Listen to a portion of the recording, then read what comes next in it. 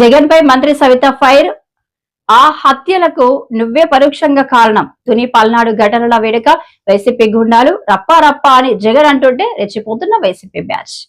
పండగ పూట రాష్ట్రంలో దాడులు అలజడులు. అధికారం కోసం జగన్ హత్య శివ రాజకీయాలు.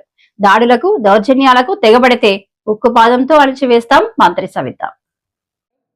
మరి పల్నాడు జిల్లాలో నిన్నటి రోజు జరిగిన ఇద్దరు వ్యక్తుల మధ్య గొడవ మనందరికీ తెలుసు. మరి జగన్మోహన్ రెడ్డి గారు అప్పుడే శవ రాజకీయాలు మొదలుపెట్టారు. గతంలో కూడా మనం చూసాం జగన్మోహన్ రెడ్డి గారి శవ రాజకీయాల గురించి. తండ్రి చనిపోతే ఎవరైనా బాధపడతారు, కానీ జగన్మోహన్ రెడ్డి గారు అప్పుడు కూడా సంతకాలు పెట్టించుకోవడం, కుర్చీ కోసం సంతకాలు పెట్టించుకోవడం చూసాం. మరి 2019 ఎన్నికల్లో బాబాయిని అతి దారుణంగా రపరపా అని గొడ్డలతో నరికి శవ రాజకీయాలు మొదలుపెట్టారు. మరి అంతేకాకుండా జగన్మోహన్ రెడ్డి గారికి మామూలుగానే 5 సంవత్సరాలు ముఖ్యమంత్రిగా ఉన్నప్పుడు జగన్మోహన్ రెడ్డి గారికి ఎన్ని హత్యలు జరిగినా, ఎంతమంది దళితులు చనిపోయారు, ఎంతమంది దళితులను హతమార్చారు, బీసీలు ఏ విధంగా అక్రమ కేసులు పెట్టారు, బీసీ బిడ్డలపై ఏ విధంగా పెట్రోల్ పోసి అంటించారు. అమర్నాథ్ గౌడ్ గారు కావచ్చు, తోట చంద్రయ్య కావచ్చు, మరి అదేవిధంగా వాళ్ళ ఎమ్మెల్సీ వాళ్ళ దళిత డ్రైవర్ని, దళిత బిడ్డని చంపి డోర్ డెలివరీ చేసినప్పుడు జగన్మోహన్ రెడ్డి గారికి కనిపించలా.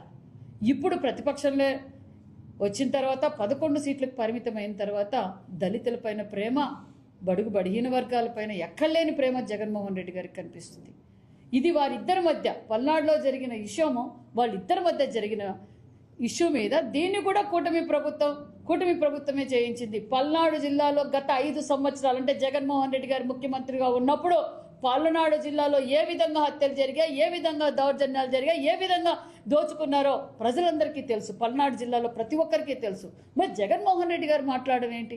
జగన్మోహన్ రెడ్డి గారు పరామర్శించినప్పుడు, మొన్నటి రోజున పరామర్శించడానికి వెళ్ళినప్పుడు వాళ్ళ దళిత కార్యకర్త చనిపోతే కూడా జగన్మోహన్ రెడ్డి గారు పరామర్శించలేదు.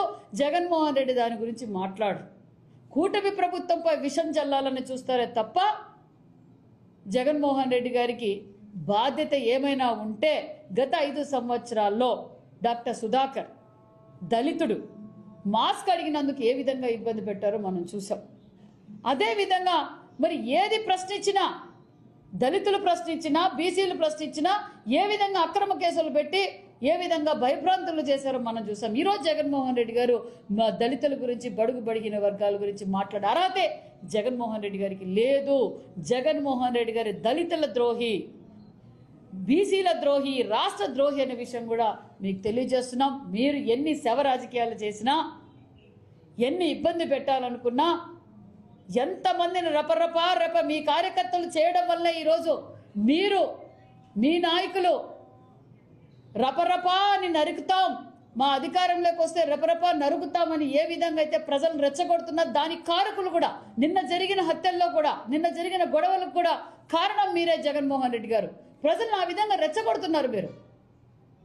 ప్రజల్ని మీరు ఏ మీటింగ్లోకి పోయినా, మీరు ఏ బర్త్డే చేసినా, ఎక్కడికి వెళ్ళినా కూడా మీ ఫ్లెక్సీలు కావచ్చు, మీ నాయకులు కావచ్చు, మీ కార్యకర్తలు కావచ్చు, రపరపా నరుకుతాం అని మీరు ప్రజల్ని రెచ్చగొడుతున్నారు. అందుకే ఇలాంటివి ఇంకా మరికొన్ని ఎక్కువ అవుతున్నాయి.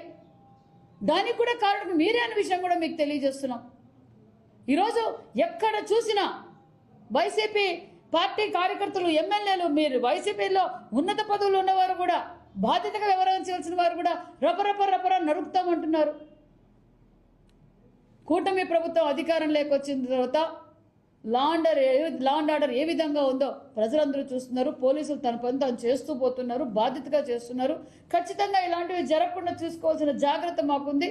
తప్పకుండా ఆ బాధ్యతగా మేము వ్యవహరిస్తామన్న విషయం కూడా తెలియజేస్తున్నాం.